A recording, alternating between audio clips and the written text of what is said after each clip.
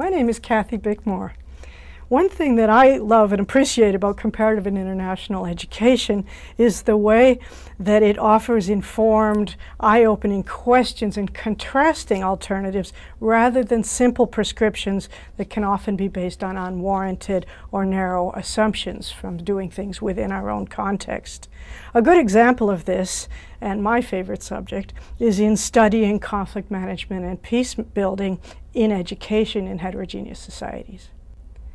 Well, culture itself, including things like deeply held beliefs and practices such as gender roles, authority expectations, values, and also social structure, including in-groups and out-groups, who's powerful in a society, democratic processes, shape everything about how people experience conflict and their options and roles for handling it.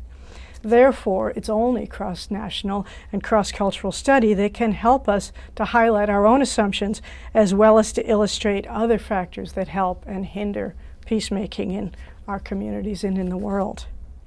So the first thing you learn from international scholarship is that schools and teaching can be part of the problem. We're not just part of the solution.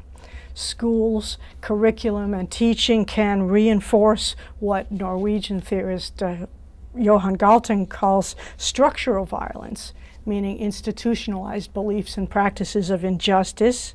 Of course, resources spent on education there can either be few resources spent on education and the money spent on armaments instead, and that means that those with the least access get the least education. Schools, including in Canada, can reinforce competition, legitimate inequality, through, for example, standardized testing and so forth. And of course, curriculum content itself can reinforce intolerance and exclusion. But the good news for teachers is that schools and teaching can help with peacemaking as well by developing what Galtung calls positive peace through increasing understanding, increasing access to the goods of society and to a voice in society and so forth.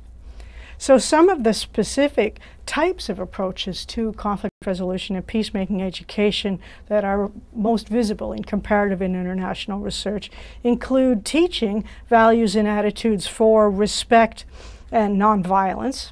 And the thing that we learn the most is that what people practice, what they learn first, is much more effective in changing our values than what people are told in school, what we learn head first. And yet we have movements in Canada for what we call character education and conflict resolution education that impose very narrow, culturally narrow ways of addressing conflict as if children will just learn it because their teachers wish they would. Other approaches, of course, include expanding educational opportunities and conscientization about injustice. This is from Paulo Freire's work in popular education.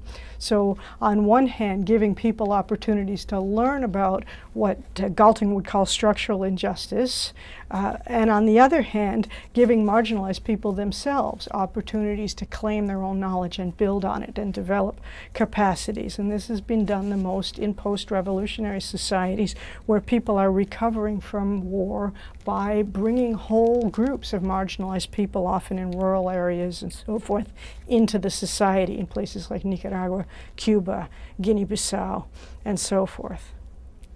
Another approach in education to teaching about conflict and peace building is history education, and more broadly, either confrontation or avoidance of conflict in our curricula. There are a lot of places in the world that teach conflict resolution not so much directly as hopefully through avoidance. Places like Rwanda, Greece, Hong Kong have often taken some of the conflicts in their history out of the curriculum rather than address the controversies. Other places like Germany have done the opposite, have spent a good deal of curricular attention addressing problems in the past and their extension into the future, like Nazism and so forth.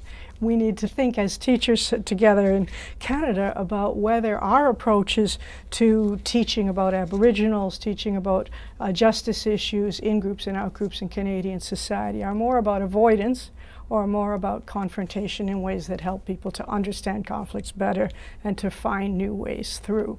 Another example of that would be the way we teach about religious differences and cultural differences. Do we enforce a kind of narrow secularism by disallowing Christmas celebrations or headscarves or other expression of difference?